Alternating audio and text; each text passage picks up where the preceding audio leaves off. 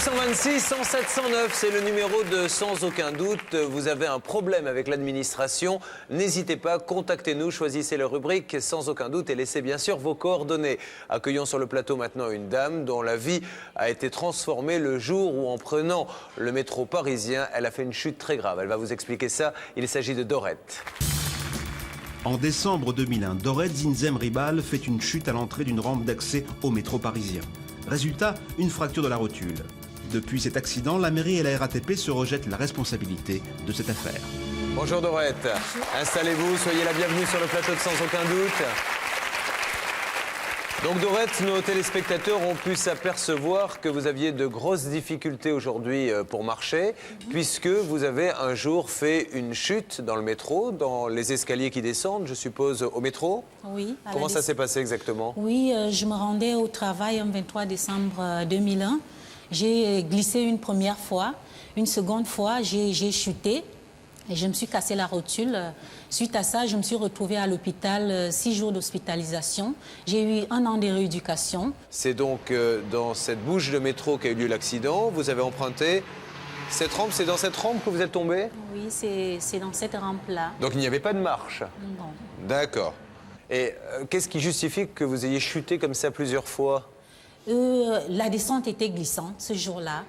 Et la descente était vraiment glissante, donc il y avait, je crois, du verglas aussi ce jour-là. Alors, cette histoire dure depuis décembre 2001. Oui, ça fait presque 2 ans aujourd'hui. Bien sûr, vous avez donc perdu votre boulot. Oui, j'ai perdu mon boulot. Parce que vous ne pouviez plus aller travailler à cause de ces rééducations. Et aujourd'hui, vous vivez de quoi, Dorette? Vous faites quoi? Je vis des indemnités des acidiques. Quand vous appelez par la suite, je suppose la compagnie de métro ou bien peut-être la mairie, on vous répond quoi? Oui, la première fois, je me suis adressée à la mairie. Ils nous ont rejetés, ils nous ont dit comme quoi c'est pas eux qui s'occupaient de cet endroit-là. Bon, je suis repartie à la RATP. La RATP m'a dit, écoutez madame, nous on n'a rien à voir avec cet endroit, allez voir à la mairie. Donc personne en fait ne veut prendre la responsabilité de votre accident? Effectivement, on a fait un courrier à monsieur le maire. Il nous a répondu comme quoi il envoyait le dossier aux assurances de la mairie.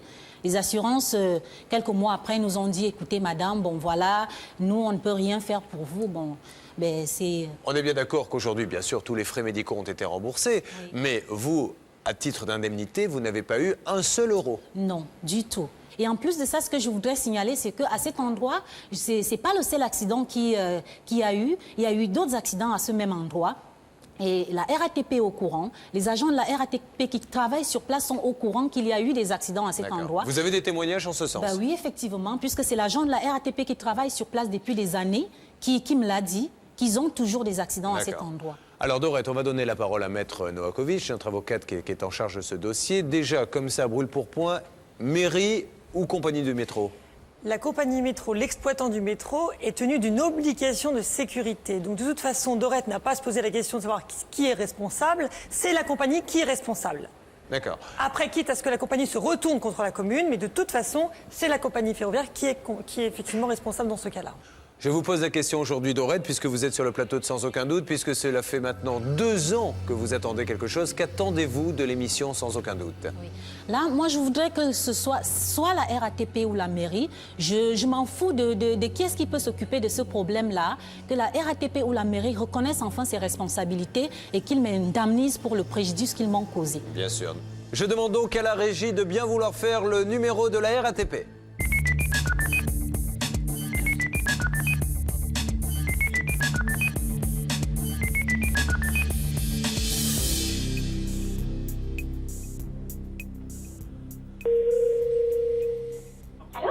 Allô, bonjour. Bonjour. Je suis au département juridique. Oui. Je suis Julien Courbet, dans le cadre de l'émission Sans aucun doute que nous enregistrons. J'avais une petite question à vous poser, madame. Voilà, je suis sur le plateau avec une dame que vous connaissez peut-être. C'est madame Zinzem Ribal, Dorette Evelyne, qui a fait une chute grave dans une des bouches du métro parisien. Alors écoutez, déjà, moi je peux pas vous répondre parce que je ne suis pas le dossier de cette personne. Je suppose qu'elle a un numéro de dossier chez nous. Et il y a une personne qui gère justement cette affaire. Alors moi, ce que je vais faire, je vais vous passer le service. D'accord. Directement Parce que là, je peux rien Avec plaisir, regarder. madame. Je peux rien faire, hein. Merci. Je vous fais patienter, je vous passe le responsable. Merci beaucoup. 10 minutes plus tard, nous attendons toujours. Nous décidons alors de rappeler en passant cette fois par le service de presse. Apparemment, notre appel était attendu. Service de presse?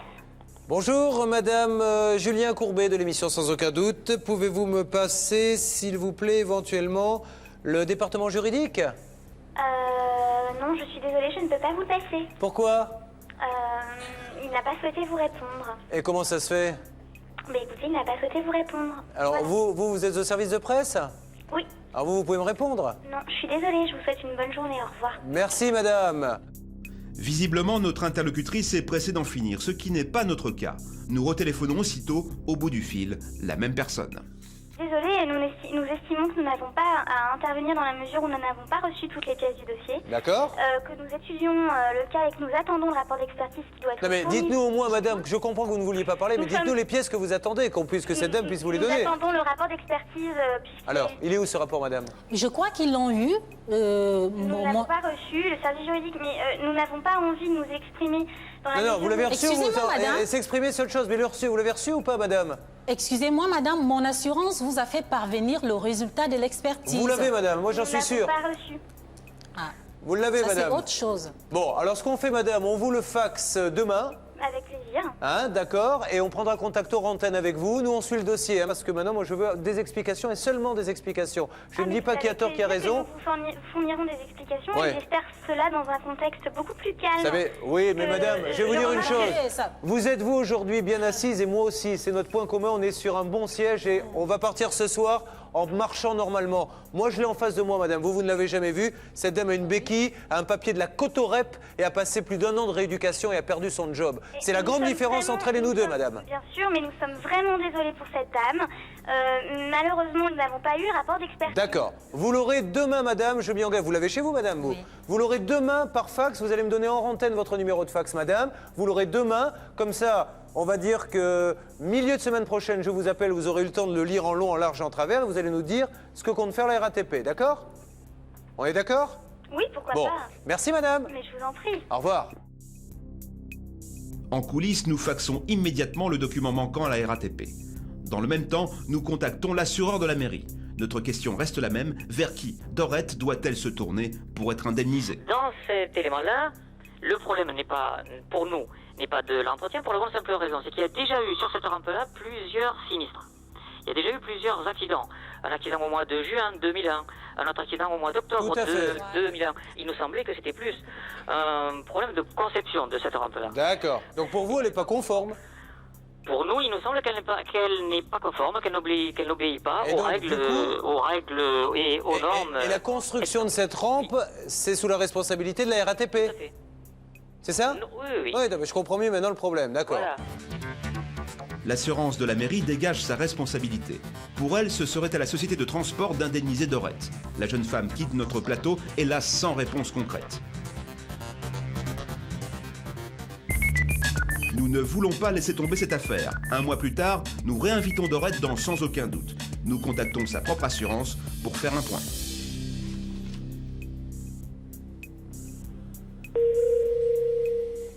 Bonjour. Bonjour, Julien Courbet de l'émission Sans aucun doute sur TF1. Je ne vous dérange pas? Non, pas du tout. Bon, je suis en compagnie de quelqu'un que vous connaissez bien, c'est Madame Zinsem Ribal. Vous savez qu'il y a eu cet accident dans le métro? Oui, tout à fait. Voilà, donc on essaie d'aider cette dame par tous les moyens. Je sais que de votre côté, vous essayez aussi, car sa situation est intolérable. Où en êtes-vous, vous, Madame, du dossier, et comment peut-on le faire avancer? En l'état, de toute façon, moi, le dossier Madame Cynthia Ribal n'était pas forcément contente, donc en l'état, c'est plutôt resté en suspens. Est-ce que véritablement la RATP ne veut pas intervenir dans ce dossier? Je n'ai pas de réponse négative de sa part. Mais Moi, ça le fait dernier 2 ans, courrier- Madame. Non, ça fait pas... Oui, d'accord. Mais vous savez, il y a des dossiers qui, effectivement, l'essentiel étant, c'est vrai qu'il y a des dossiers qui prennent du temps, ouais. Qui prennent du temps. Moi, je suis bien bon. placée pour le savoir. Alors, Maintenant, Maître Novakovic. Oui, bonjour madame. Donc vous êtes assureur protection juridique de, je dirais, Dorette. Il s'avère que je suis quand même très étonnée car en votre qualité d'assureur, vous savez qu'il y a une prescription. Donc en décembre 2001 a eu lieu cet accident. Il s'avère qu'en décembre 2003, elle sera prescrite en son action en ce qui concerne les assureurs. Ce qui veut dire que si entre assureurs vous avez un débat sans qu'une assignation parte, elle va se retrouver sans possibilité de se retourner contre les assureurs. Donc aujourd'hui, nous sommes témoins, vous êtes au courant du problème. Rien n'a été fait. Elle n'a pas d'avocat. Vous devez lui transmettre un avocat, lui transmettre les coordonnées de votre avocat. Elle doit être aujourd'hui protégée. Vous devez lancer une action, soit contre la RATP, tribunal de grande instance, soit contre la commune, et à ce moment-là, ce sera un tribunal administratif. Donc je pense aujourd'hui qu'il faut agir très très vite, parce que Dorette se trouve dans une situation financière absolument dramatique, et elle n'a même plus d'emploi. Donc il faut agir très vite. Alors, madame, aujourd'hui, quelle est votre stratégie ? En ce qui concerne la prescription en matière d'assurance, de toute façon, cette prescription peut être interrompue par l'envoi d'un courrier recommandé avec accusé de réception. À la condition de pouvoir chiffrer, de pouvoir chiffrer le préjudice, madame. À la condition de pouvoir chiffrer le préjudice. Alors aujourd'hui, il n'y a pas d'expertise Et en médicale. l'état, nous, pour l'instant, on ne connaît pas les... Madame, j'ai une question à vous poser, s'il vous plaît, madame. J'ai une question à vous poser. Est-ce qu'il y a un avocat et quel est le nom de cet avocat sur cette affaire ? Pour l'instant, à ma connaissance, il y en a pas Donc, encore. cette dame a une protection juridique et vous ne lui avez pas pris en 1 an et demi un avocat ? Attendez, mais encore une fois, monsieur, nous essayons dans les dossiers de régler à l'amiable. Mais non, mais madame, mais madame, elle a une béquille, elle a perdu son job, elle est inscrite à la Cotorep. Elle m'a vu, Elle peut plus marcher, madame. Elle Qu'est-ce que m'a vous allez à vu. l'amiable? Vous savez Elle bien m'a que la vu. RATP ne va rien régler à l'amiable, ni même la mairie. À un moment donné, il faut faire votre job, madame. Faut y aller, il faut foncer. Dans quelques instants, la suite de Sans aucun doute. Après une chute devant une bouche de métro, Dorette est handicapée. Personne à ce jour ne veut s'occuper de son dossier. Vous avez l'obligation de mettre en route la procédure. Au téléphone, Julien Courbet et ses avocats vont tout faire pour que Dorette ne soit plus un banal numéro de dossier en attente. Quand on a une personne qui est à la Cotorep, qui a perdu son job et qui n'a plus un centime, on n'écrit pas, on reçoit. Face à lui, des interlocuteurs qu'il doit impérativement faire plier. Alors, madame, est-ce que vous la recevez? Réponse juste après la coupure.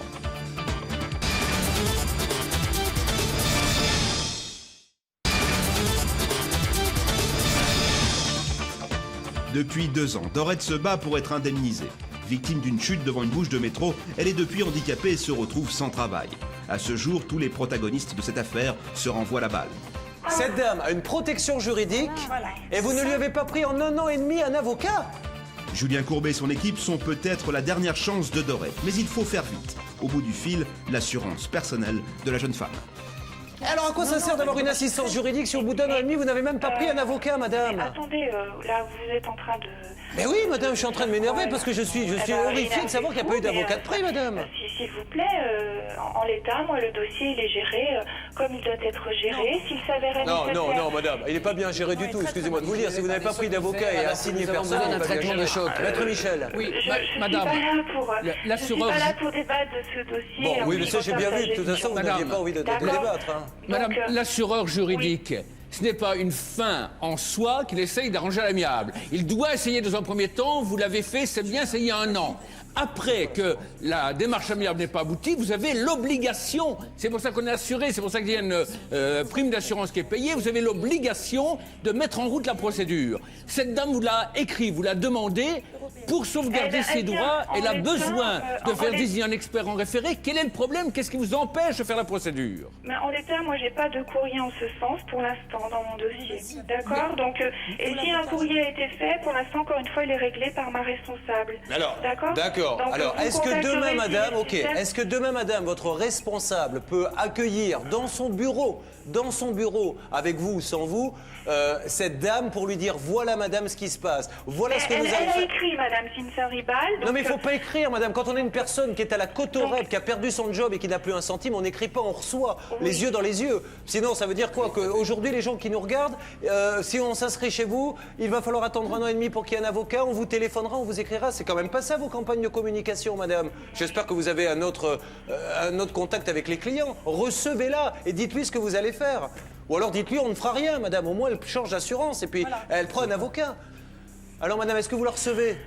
Non, moi je ne reçois pas Madame Simpson Ribal. Écoutez, mais je suis heureux, enfin, je pense que là, tout le monde serait heureux d'entendre que de la façon dont vous traitez vos clients, madame. C'est incroyable. Je sais pas, mais excusez-moi, hein, j'ai beaucoup de respect pour vous.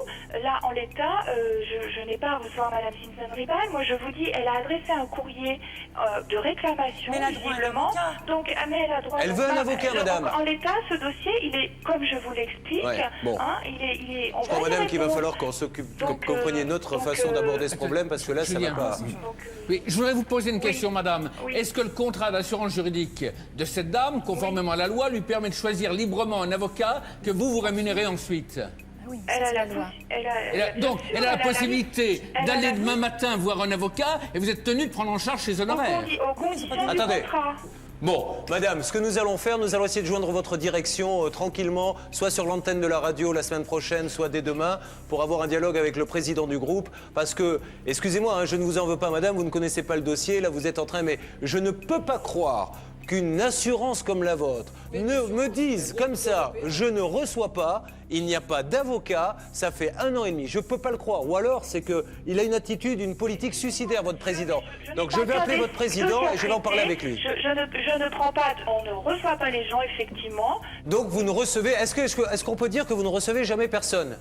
Mais si, on reçoit bien sûr, si ça s'avérait nécessaire, mais là, en l'état... C'est pas nécessaire. Non, c'est pas nécessaire. Non. Madame, je vais vous poser juste une question. Ça fait combien de temps que vous souscrivez à cette assurance?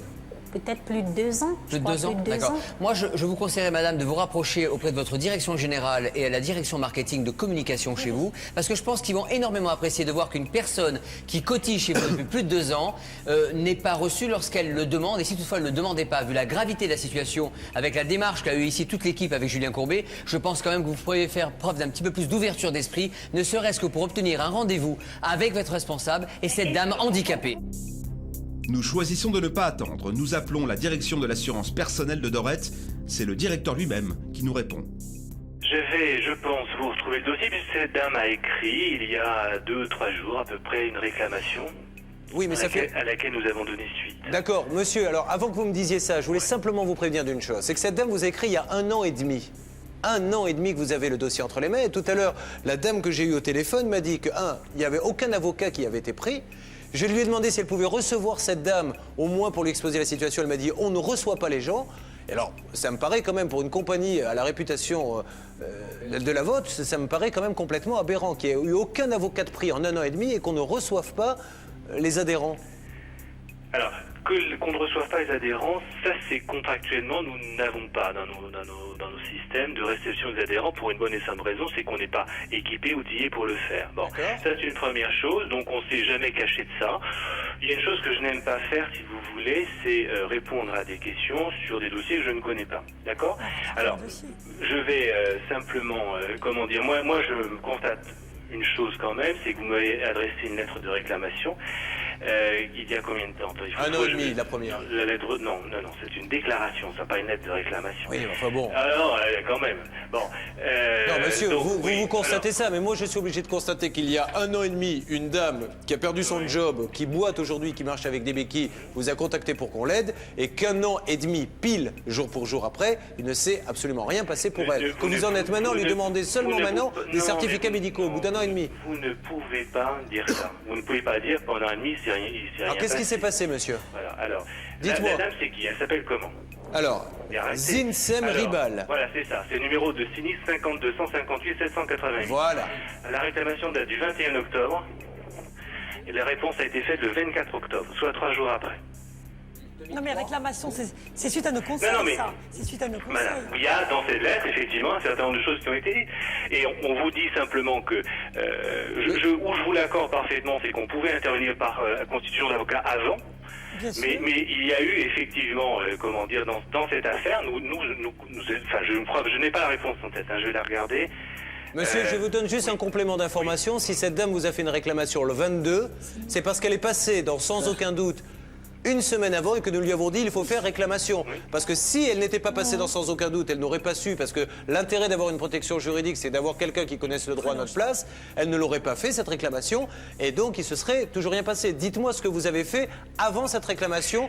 Moi, le jour où elle vous a demandé, attendez monsieur, laissez-moi finir s'il vous plaît. Le jour où elle vous a appelé il y a 1 an et demi, elle vous a dit aidez-moi, dites-moi ce que vous avez fait.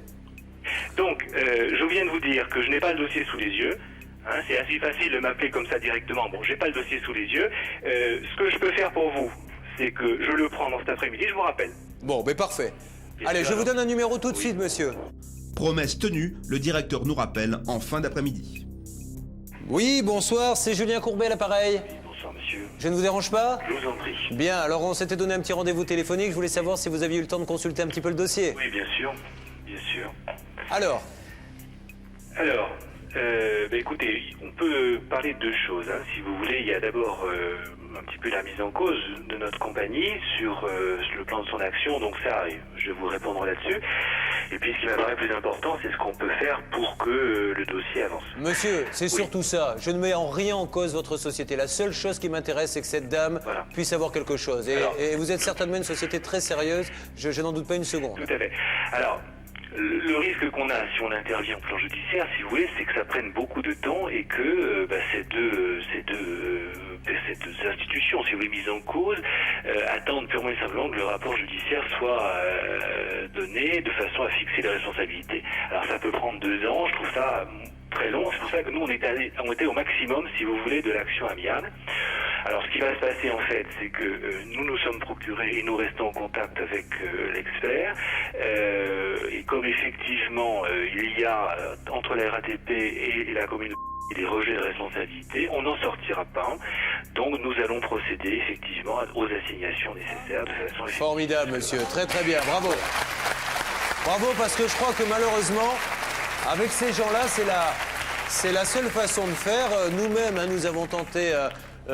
pas une négociation, mais d'avoir un dialogue aussi bien avec l'organisme de transport que la municipalité. Ils ne veulent rien savoir, ce n'est pas leur faute. Voilà, et puis il y a cette dame qui est là au milieu de tout ça. Oui, tout à fait. Écoutez, on va le faire naturellement le plus vite possible. Je vous dis, on essaiera également, quand même, par les procédures de référé provision, d'obtenir au moins des acomptes, si vous voulez, sur l'indemnisation. Parfait, c'est exactement ça. Mais c'est vrai que c'est un peu dommage, ça va durer. Mais en tout cas, monsieur, vous prenez l'affaire par le bon bout et je crois que madame peut être maintenant rassurée. Le dossier est pris en de bonnes mains. Puis madame, on va se tenir au courant, nous, sur le plateau, tous les mois, de l'évolution de ce dossier. Sans problème. Merci mille fois, monsieur. Bonne soirée. Au revoir, monsieur. À très bientôt. Voilà, ça c'est une vraie bonne nouvelle. Parce que sinon ça aurait duré 10 ans. Maintenant, ils attaquent. Et là, ils vont se retrouver devant des juges. Et devant des juges, on ne va pas se renvoyer la responsabilité. Donc ça y est, la machine est lancée. Mais promettez-moi, même si je sais que c'est difficile pour vous, de revenir régulièrement sur ce plateau pour nous tenir au courant, que les téléspectateurs voient qu'il ne faut jamais baisser les bras, qu'il faut toujours aller jusqu'au bout, même quand on a des mastodontes comme ça en face. Voilà, madame. Vous êtes contente? Merci. Ne partez pas tout de suite. Alors, Maître Fellono, conseil, cette assistance juridique, comment on s'y prend? Est-ce qu'il faut les bouger? Est-ce qu'on peut exiger un avocat, choisir celui qu'on veut? Je crois qu'il ne faut pas oublier que là, on est quand même le client, on paye pour un service, mais évidemment, il faut demander que ce service soit mis en œuvre. Je crois que la partie négociation amiable est une bonne démarche, mais qu'ensuite, on a le droit et on a le devoir de demander la nomination d'un avocat. Sur ce point, je suis claire et précise. Vous avez le droit de prendre votre avocat, mais les honoraires seront pris en charge selon les barèmes de votre compagnie d'assurance et vous paierez un surplus. Si vous ne connaissez pas d'avocat spécialisé, je ne peux que vous recommander de prendre celui que la compagnie vous désignera, qui est spécialisé, qui connaît bien les méandres de la procédure et qui sera un bon appui pour vous dans cette affaire. Merci, Maître Fellono. Voilà, Madame Dorette Evelyne, on va vous raccompagner, on va se tenir au courant et je suis sûr qu'il faudra un petit peu de temps pour le procès, mais on aura de bonnes nouvelles à annoncer pour vous prochainement dans Sans Aucun Doute. Vous voulez dire quelque chose? Merci. Je voulais tout simplement remercier toute l'équipe de Sans Aucun Doute pour tout ce que vous aviez fait. C'est énorme. Non, on a fait notre boulot. Écoutez, on va remercier surtout le journaliste qui s'est occupé de vous. Christelle Arbanex. Merci.